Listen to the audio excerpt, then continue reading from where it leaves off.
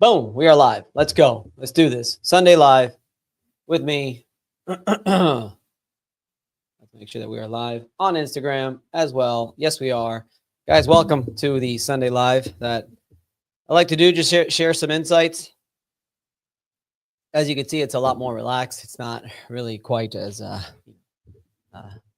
guess, I don't know, stuffy. It's just relaxed. Honestly, guys, open up for Q&A as well. If you guys want to ask any questions about pretty much anything, whether it is about claims, whether it's about business, whether it's about AI, whether it's about pretty much anything, I'd love to have an opportunity to answer any questions that you might have. That's what this is kind of all about. But it's also really about something that I'm very passionate about, which is expansion, making sure that you are all ultimately getting better. And we're all getting better and we're continuing to grow. One thing I've realized in life is that, we go through a lot of ups and downs and a lot of stuff. And, I know that it's not easy. And it's not easy having to try to run a business, try different things, learn new things, also work these claims and deal with all the struggles and things that we have to deal with on a daily basis. Rich, good morning, my friend. Thank you for coming on again. I do really appreciate your support. Rich is a public adjuster out in New Jersey, and he's getting after it as much as he can, which is really great. So, one of the first things that I'd love to touch on is, quite frankly, the leadership training that I did on Monday. So every Monday, we do a leadership training with Elite Resolutions, Commercial Claims Advocate, any and all people that ultimately work for me.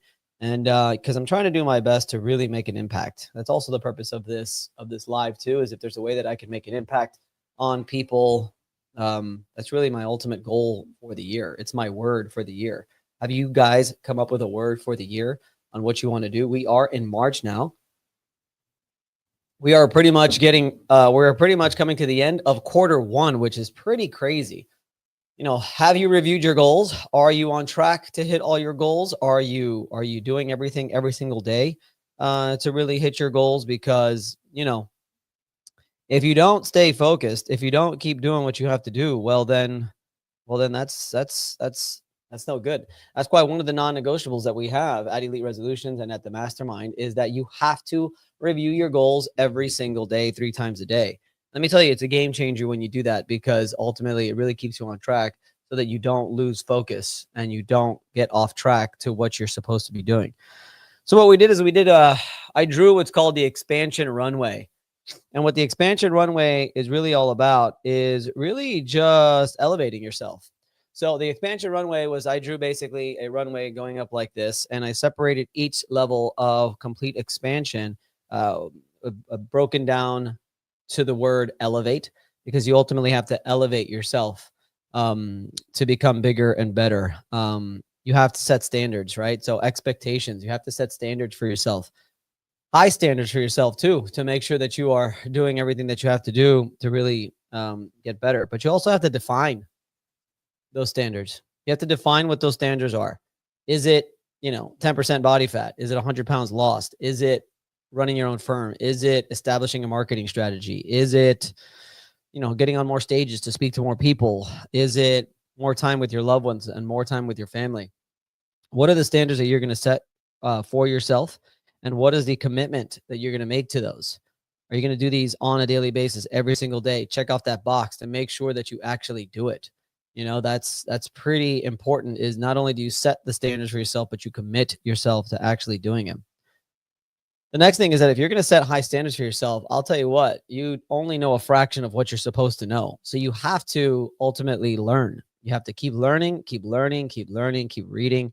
I'd love to recommend a great audio right now, which is totally free on Spotify. And I've quite frankly just been listening to it over and over again. It's called The Almanac of Naval Ravikant. So Naval Ravikant, he was like a tech guy out in San Francisco, and he's very, very, very successful, but he's also very, very happy. I think I had a short the other day that happiness and success is not all about money, because more money, more problems, right? I mean, that's what Biggie said. And it's more money, more problems, and sometimes you have more stress. And as you become more successful, you make more money, you tend to And if you really dedicate yourself to learning and everything that you have to do, it adds a lot of pressure, right? Adds a lot of pressure to you, adds a lot of pressure to your family. You're going to have a lot more family responsibilities because people are going to be going to you, and it's up to you whether you could actually take that and really accept it, take it and run with it, and really ultimately go next level with it. So I strongly recommend that book. It's an audio. Again, it's free on Spotify. The Almanac of Naval Ravikant, where he breaks it down into just two parts. One is business and one is happiness. And it is really, really freaking good. Really good. And it doesn't take long to actually listen to the whole thing. Throw it in when I go to the gym and like just really just take it and run with it. So that second level of elevate is to, expectations and standards. You have to make sure that you are learning every single day. And then you got to execute. One of our core values in my company is execute. It's do the work. You have to do it every single day in, day out, even when you don't want to.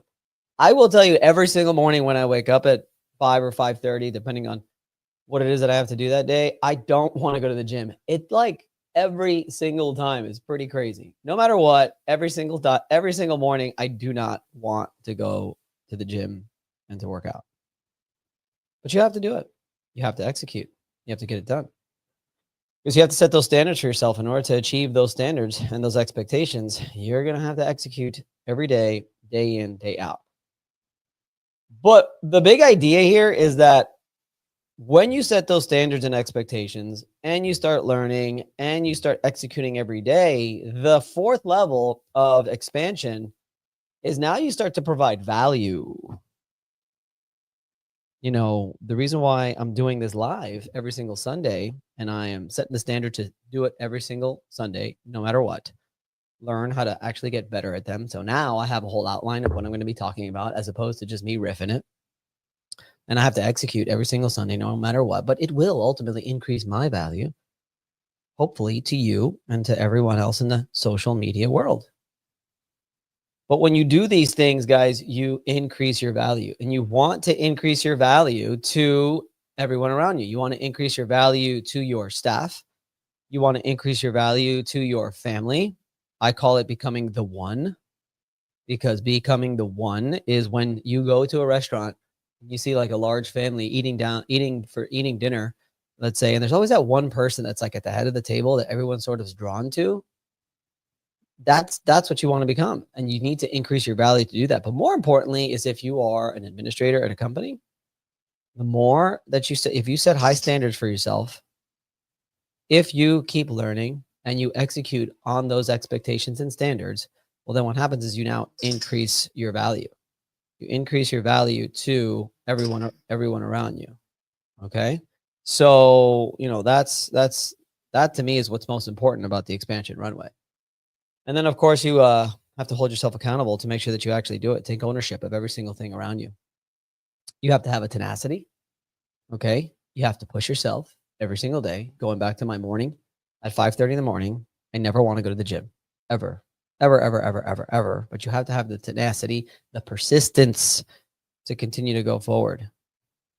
And then the last thing, all right, we did expectations. You have to learn. You have to execute. You have to provide value. You have to hold yourself accountable. You have to have tenacity.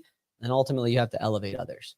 Elevate others and elevate everyone around you, because that's ultimately what it's all about. If you try to make it about you and only you, which it's okay, because you are the most important person in your life,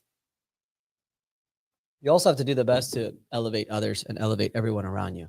And it's a real huge goal that I have this year, is to do that as much as possible. Every chance I get, every opportunity that I have, is to make an impact and elevate others.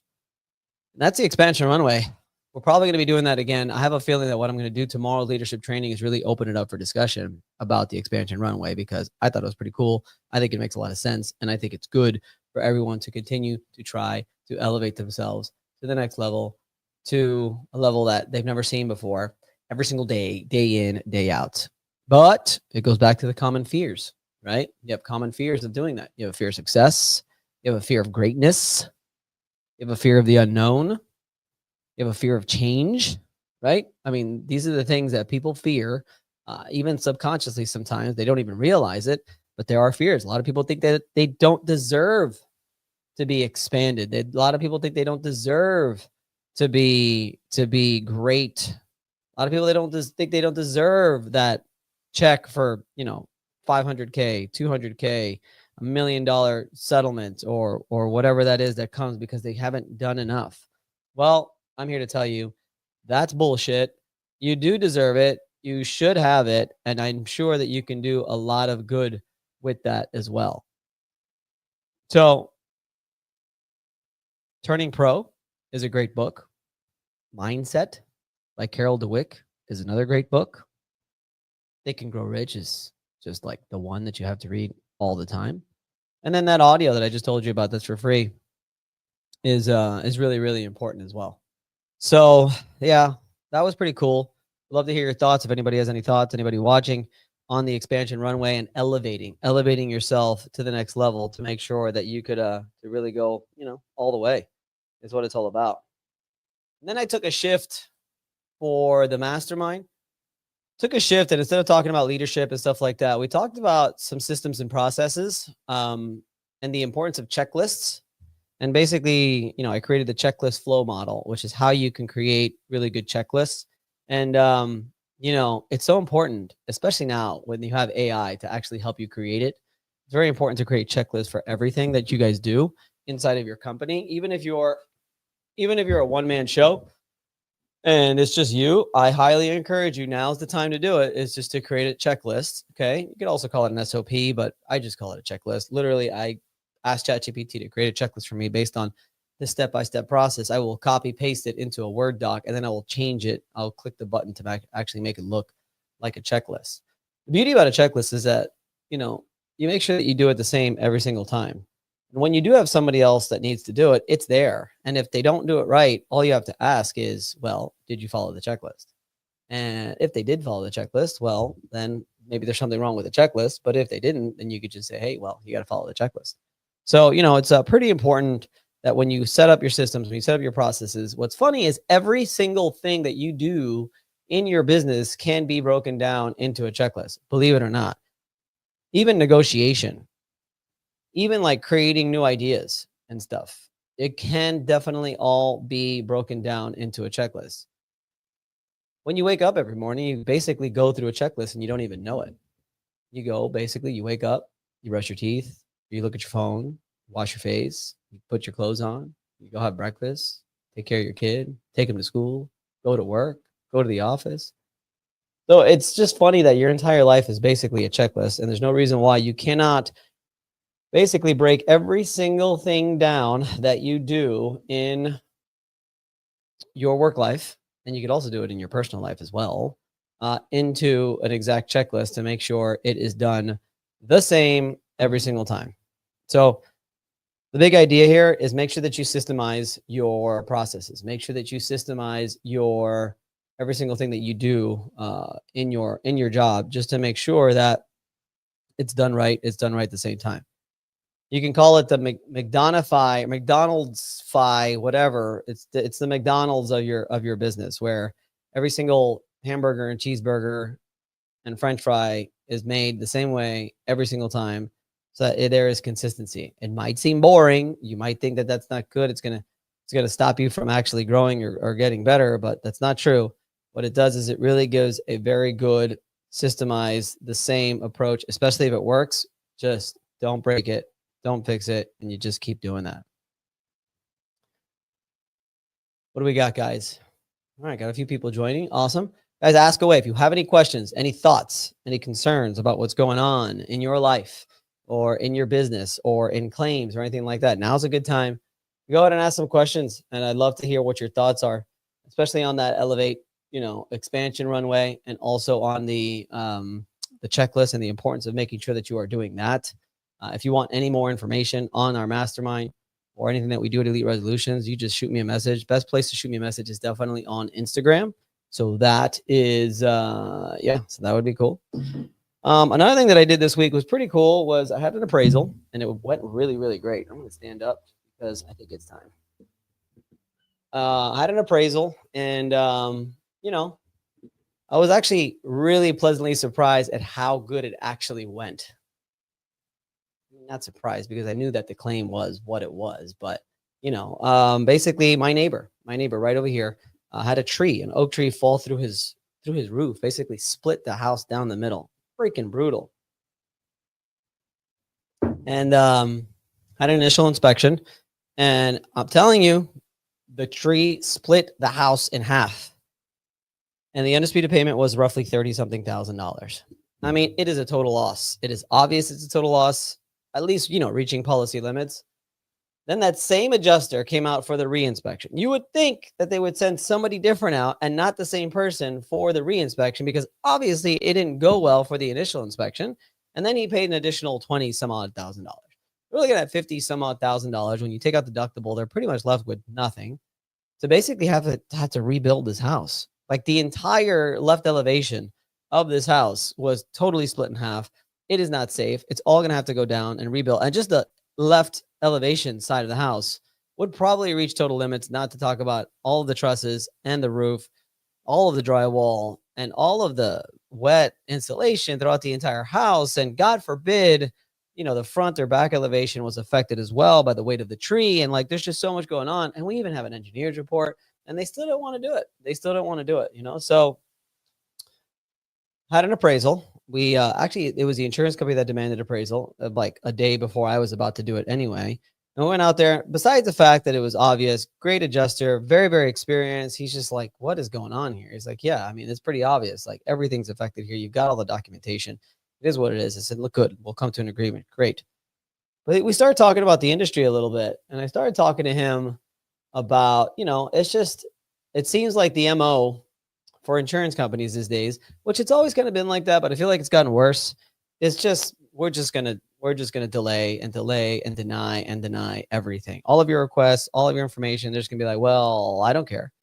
So I had a claim recently where I'm literally asking for a supplement because they got an invoice to remove the solar panels, and the solar panels, well, at the time, I didn't know that to detach and reset the solar panels, they weren't paid.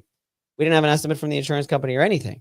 So I reached out to the adjuster and I said, hey, here's the invoice. It's paid. I need you to pay this. Well, we already paid for that. And I said, okay, well, show me where. Well, that's a roof marketplace bid. Okay. That, we send out basically the job to a roof marketplace bid to basically get 3 roofing companies to not even go out to the property, by the way, but just take a look at photos and determine out of the 3 roofing companies, they just pick one, like an average one, on what they're going to pay for. And in that breakdown, she says it includes everything that's on the roof, so it must have been included. I said, well, you're gonna have to show me where it's included. She's like, well, here's the number to roof marketplace bid. You can call them. I'm like, I mean, you're supposed to provide me the estimate. You're the guys, the ones that put it together, and you're asking me to go out of my way to go get it. So we got to do it like that. But the interesting part is what I want to teach you guys here is that she had the audacity to tell me that this is how we do it. We realized, she tells me all this information. We realized that as an insurance company, we were overpaying for roofs. So we decided that we were going to no longer just make exactimate estimates and send an inspector out, that we were just going to get 3 bids from roofing companies, true bids of what it actually costs to replace the roof. And we're going to pay the roof based on the 3 bids. And that's how we're going to do it, so that we could save money, because we felt like we have been paying too much on roofs. And I said, that's great. I applaud you guys for doing what you can as a business to try to save as much money as possible. But might I remind you that that has nothing to do with the contract that was signed by the insured with the insurance company. And she said, okay. So I asked her, I said, is the insurance policy, is or is it not a contract written and an agreement on both sides of what's going to be covered after a claim or not? Well, I feel like you're setting me up. I said, it's a simple question. I'll answer it for you. Yes, it is a contract. So that means that everything that's in that contract is what determines the actual payment of the claim. So let me ask you this. Is the roof marketplace guidelines that you have now, because you guys were spending too much money and you're trying to save money, is that in the insurance policy? Did you actually change that in the insurance policy? Well, I'm not going to answer that. I said, well, that's fine. No, it's not in there. Unless you could find it, please show me. but it's not in there. So I want you to understand that the insured has no obligation to abide by your internal guidelines and your decision to save money because you're paying too much on roofs to use roof marketplace bid. So that's not what we're going to do here. We have an invoice. So it turns out that the roof marketplace bid, they did finally send me, we had to call and get the breakdown. And it does include the removal or the detachment and the resetting of the solar panels. However, it's like $4,000 less than what it actually cost to detach and reset the solar panels. I mean, this is a hard cost. She paid this out of pocket. So I said, okay, look, I'll be fair. Let's just pay the difference. They paid $1,000. She paid $5,000. I need a $4,000 supplement. This is what we're talking about here, guys. $4,000. And she stood by her guns and she said, no, this is what we go by, roof marketplace bid. So I said, I'm no longer speaking to you. I'm going to have to speak to the supervisor. You need to give me the contact information for the supervisor. She says, I'm going to send a DM to the supervisor. I said, that's great. Can you give me the contact information of the supervisor? No, I can't do that. But I assure you, I'm sending a DM. And I'm like, so I don't have a good ending to the story. Not yet. But basically, I gave her a deadline until Friday, which is just this past Friday, that we're prepared to just sue, file a bad faith complaint, and just go all the way with it for $4,000. Spoke with the insured, and she thinks it's ridiculous as well. So we're going to go all in, because what I want you to know, which I'm sure most of you know, but maybe some of you don't, that the insurance policy trumps everything. What is in the insurance policy is what is. It's the reason why when they send a denial, they have to quote the exclusion in the policy that they are denying the claim that's based on. So, if somebody tells you that they're not paying because they don't want to pay because this is how they do things, you got to just remind them that that's not the case. It is actually because they're just making stuff up. It's all about the insurance policy. Everything goes back to the insurance policy. So that was the discussion that I was having with the appraiser, and he like completely agreed. And he's like, yeah, that's crazy. That's not cool. That's not how things should be. But ultimately, the appraisal could not have gone as good as it went. Looking Jack's brother. Thank you very much. I'll take that. Awesome. That's just the way it is. The appraisal went well. Thankfully, it's probably going to get to where we want to get to. And it should ultimately be pretty good. I'm very excited, very, very excited about it. So, especially since it's a neighbor of mine, and we want to make sure that we do right by them. So, all right. What do we got, guys? Any questions that you guys might have? Love to hear your thoughts on that, what I just talked about in regards to making sure that you are abiding by the policy and always going back to the policy as often as possible. Very, very important to do so. And also, if you guys have any thoughts on leadership, right? I mean, that expansion runway was great. I can't wait to talk about it again tomorrow. Make sure that you're elevating yourself and going and expanding and learning and doing everything that you can. It's just the way to do it. We have a question I think that we have coming up. Please feel free to go ahead and ask your question. Would love to hear what the question is. All right. Let's see. So what else did we talk about? Also checklists, guys, the importance of checklists, the importance of process, the importance of McDonaldizing your company. Okay. Another great book that I could recommend is, I didn't write this one down. I just have to remember it, is, can't remember it right now. But I will.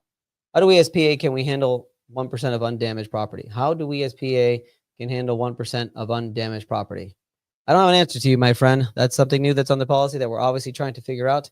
But it is what it is, right? That's like for continuous flooring and the other side and the continuous roof and all that stuff. That's a complicated question that would have to have a long discussion for.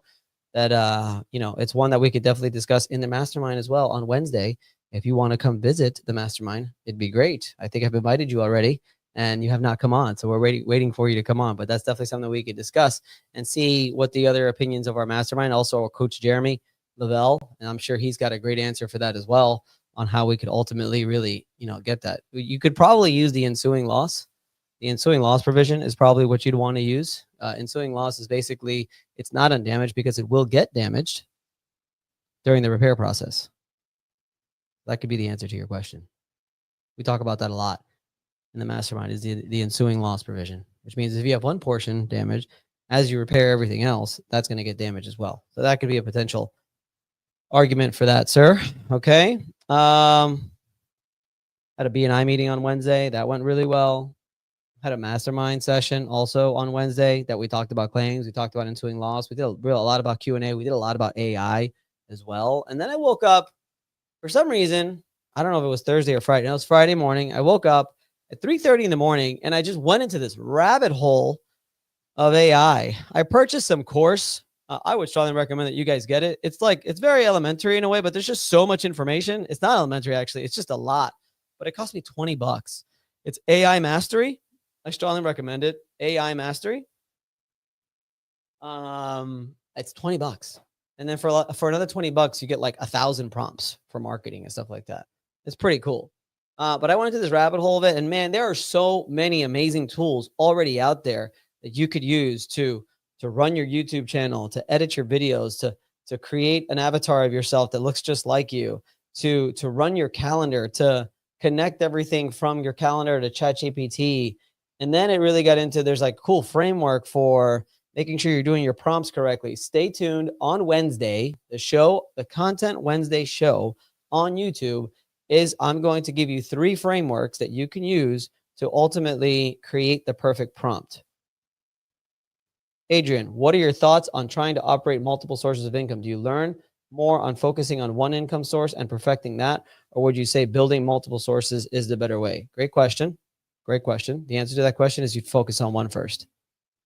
You have to focus on one first. And I am guilty, my friend, of focusing on too many things at once, Adrian. I think I always tell you when we talk is to always take advantage of your number one. Okay. You're always going to have a number one source of income that you want to just go all in on, master it, generate everything that you can, and have it run itself.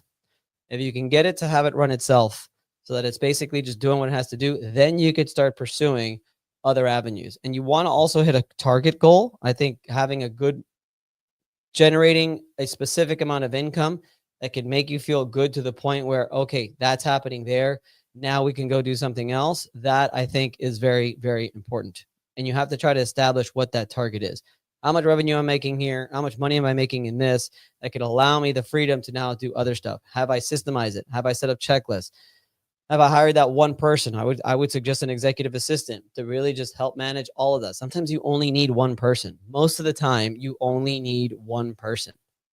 Now, the second person that you want to hire after you hire the executive assistant would be the person to do the thing that you do, which would be pretty clutch, right? Now, Adrian, I know is a public adjuster and he's a realtor. So, a lot of these things you need licenses, but you'll be surprised at the amount of things you can have somebody where all you have to do is step in and do that one thing, In your case, I know with real estate, you'd probably have to have somebody licensed to go out there and show the property and everything like that. But maybe you could find that person that can get that license. It's not a hard license to get, to go there to ultimately show the property for you. I don't know what that is. But the second level of what Dan Martell calls the replacement ladder is hiring somebody to basically do the thing that you do. If you can hire somebody to do the thing that you do, now you reached another level. Now, maybe that is the executive assistant. One thing that I've been getting better at is using admins, hiring people to just sort of do some of the other things. So I hired somebody here local who is my executive assistant, basically. And I am having her also shoot content. She's young. She understands how to use a phone. So it doesn't take too much I could put the lavalier mic on and she could shoot it, set it up in a tripod, just make sure it doesn't stop and just shoot some content, So I'm going to be doing a training in a couple of weeks at a public adjusting firm. I'm going to be like, come on, shoot content. I'll have a microphone on, shoot all the content you can. And then we just upload it and we have our team basically take everything else and edit it and do what we can with it. It doesn't take $1,000 professional videographer to shoot that type of stuff. So my point is that maybe your executive assistant could also be licensed and handle some of the things that you need to have, right? So that's the trick. I'll tell you at Elite Resolutions, the desk adjuster is a good one, but we've been very hit or miss with that. Still trying to master that. But the assistants that we have, the admins that we have are phenomenal. They take a lot. They take a huge load off me. And I'm really, really now just trying to focus on, I will tell you, if you do hire an executive assistant, if you do hire anybody that is working for you, you have to dedicate time to really develop them as leaders. That's something I just learned this year, guys. It took me way too long to figure that out. But I have noticed that since our leadership training, since treating everyone around me just a bit differently to just try to elevate them as much as I can, back to elevate, the more you focus on your people, the more you focus on developing your people to really get up, get after, inspire them to just get better, the better it is for the entire whole. So if you do hire somebody, teach them the systems, teach them the processes, provide them the checklist, blah, blah, blah, blah, blah, but focus on them. Find out what they want. What are their internal goals and intricate values that they have that they want to continue to develop? Because it could be something about just buying a house or going on a vacation or getting healthy or whatever it is, and really try to help them get there as much as you can. Not only are they going to be very grateful and they will die on a sword for you if you do that, but they will also start elevating themselves to ultimately provide what? More value, not only to them and everyone around them, but to you as well. The more you develop the people around you, the more value they will provide for you and obviously for themselves as well. Adrian, thank you for that question. That was a phenomenal question. So yeah, if your guys got different, it's 2025, it's the internet, we've got AI. Nobody does just one thing anymore. Let's face it. Let's face it. You know, one of the other things that I'm doing on the side right now is I did get my real estate license, and I am very, very interested in not only acquiring another business, but also business brokering.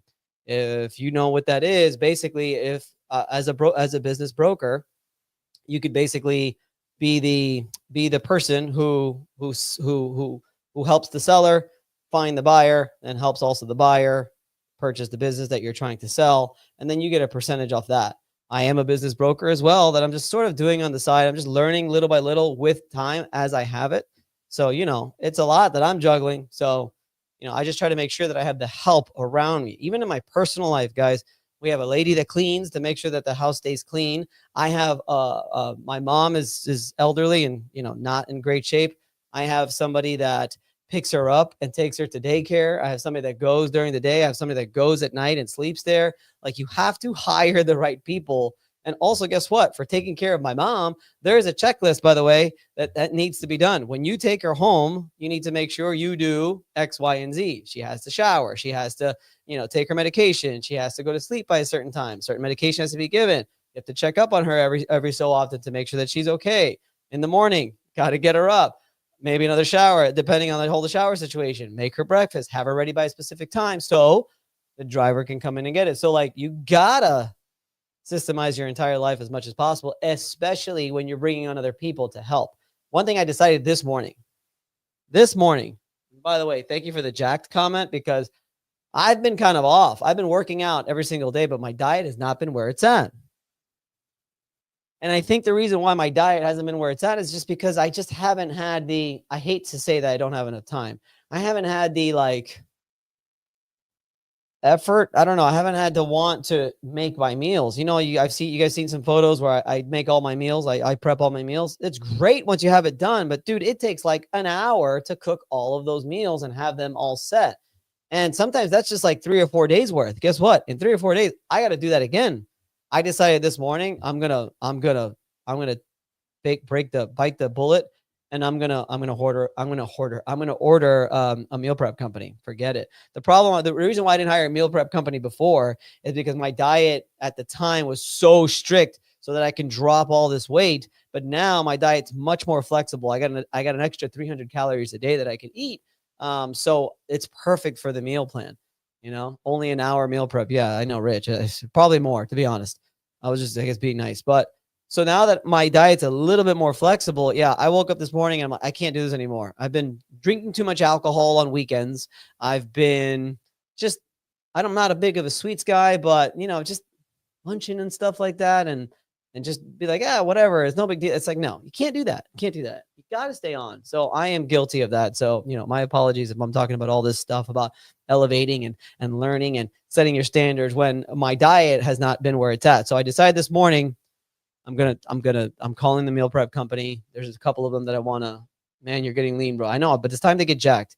Um, I decided tomorrow morning I'm going to call 3 or 4 companies, find out which is the best, and we're going to do it. And I'm going to do 14. No, I'm going to do the 14 meals per week. So that means I got all 7 days because I really only need lunch and dinner because breakfast I make myself every morning with no big deal. So yeah, it's time. It's time.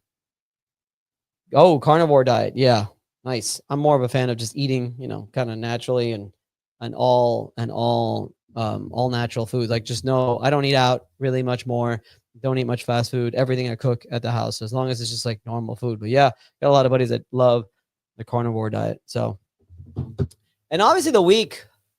I mean, what do you guys think of the podcast studio? Podcast studio is sick. Very excited about that. Located right here in Tampa. It's its own studio. So I just basically I pay like a per month. Maybe it's basically like a membership. I get a certain amount of hours and it's great. It's great because I don't have to have my own studio. I don't have to set it up myself. I don't have to pay for that and hire all that. I just get them and they edit it for me. Transcend Studio. Thank you so much. It's awesome. I can't wait. Like I'm all in. Just stay open forever, please. Cause that's such a great, cool looking room. Great interview with Stephanie Velasquez of Preferred. Big quick shout out to her. They have a big event going on next Friday in Miami for the Miami Open. Sorry, next Saturday. If you are in Miami, if you are in the insurance claims industry, guys, you have got to go to this event. I will be there. It is in the evening, Saturday night. I guess we'll look at the date here. Would be March 22nd. All right. I'll be driving up in the morning on Saturday. So March 22nd, Miami Open. If you want any tickets, please send me a DM. Please send me a comment here. If you live in Miami, you are watching the show right now, just comment here. I will write your name down right now and I will reach out to you so that you guys could purchase a ticket to this amazing event. I heard last year it was incredible. I did not get a chance to go, but I will be there this week. I will be there on Saturday, Miami, Florida, Miami Open. Insurance industry. We got public adjusters, we've got restoration contractors, roofing contractors, and attorneys as well. I think it should be a really fun time. Tennis is like my thing. I used to work at the Miami Open for probably like 10 years straight, and it'll be fun to go to my old little stomping ground there. So that should be great. We had a great discussion with Stephanie about leadership. I got to say, for a woman to be in a leadership position, it's not the same as a man being in a leadership position. What I mean by that is I do believe that it takes a lot more for a woman to move up the ranks to a leadership position because it's just different. It's simple as that. What a lot of people don't realize is that it's 10 o'clock at night. You're leaving the office. When a man leaves the office, they walk to their car in the parking lot. It's different when a woman leaves the office, walking to her car in the parking lot alone. Little subtle differences that it just takes a lot more. Like shout out to my wife who just got an incredible job for the American Cancer Institute or the National Cancer Institute. Sick leadership job. But, she was getting interviewed her last 7th interview or 4th interview, by the way. She had to interview with the CEO and like the CEO's like right hand, like the ops, like just the top person. They were both women. I just told her, get ready, prepare yourself, because for a woman to get to a position like that, which is like, this is like a huge, huge company. For a woman to get in a position like that, they got to go through some shit. I was having a conversation with her the other day, like to be a minority, to be Black, Hispanic, or woman, to rise up. It's just nothing like, say, someone like me, right? It's just sort of like white kid, just, very well spoken and still like, it's easy. I told her I was always handed leadership positions and I would always be like, why, And honestly, that has a lot to do with it. As opposed to minority, it's just different. It's much harder. So when you meet a person like that, they are very impactful. Those are people who are sharp. They know their stuff. They're like 10x in order to get to that position. So I told her, get ready. And let me tell you, she did. I'm going to talk about that real quick because it's quite impressive what she did. The preparation that she took. I don't even know if I should be saying this, but it doesn't matter. She basically had an interview and the day before, she was there 24 hours before, and she prepared for basically a good 12 to 14 hours straight about every question that they could possibly ask her and the response that she was going to have to every single one of those questions. It was quite impressive. her notebook and her preparation to the point where she called me after the interview and she said, there was not a single question that they asked that I was surprised about. And I had a response for every single one. I couldn't believe it. Joe Rogan did a live show on Netflix about a year ago, and he explained it in his podcast that he prepared for months the show, the jokes, the order, when was the pause, when the audience would laugh, how he would respond, what was the next hit line, kick line, whatever it is. I'm not a comedian. He practiced it and prepared for it so much that by the time he did the live, he had every single word memorized, and nothing on the live show, because you have to be careful with a live show, are the surprises. He said that there was not a single surprise that had happened. He was prepared for every single thing that happened on his live show. And that's what it made me think of with the preparation that my wife put for her final interview. So guess what happened? She got the job. Just found out the other day. I mean, like, just phenomenal job by her. Fantastic. So huge congratulations. I'm so happy for her. And quite frankly, our whole family. So really, really great. So yeah, preparation, guys. Like, you got to just practice. If you are giving a speech, if you are giving a presentation, if you are going on stage, if you are doing anything, you better prepare, you better practice. One of my students back in the day, tennis student, she was the alma mater, and she had to give that whole presentation at her graduation. And I told her, I said, practice, write it all down. Don't wing it. Don't do anything. Like, write it all down, practice it, and make sure that you are ready. And she crushed it. I remember she invited me to it. That was a long time ago. That was fantastic. So I kind of took a little bit of a deep dive to AI. Just keep using that AI. You're going to really love Wednesday's show on YouTube. Make sure you watch it. Content Wednesday of Beyond the Claim. We're going all in on AI. And I'm going to give you 3 frameworks on how to properly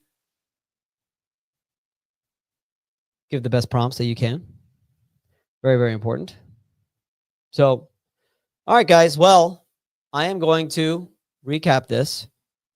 Elevate yourselves, guys. All right. Expansion. It's all about expansion. Okay. How do you expand? All right. You spell out the word elevate. Okay.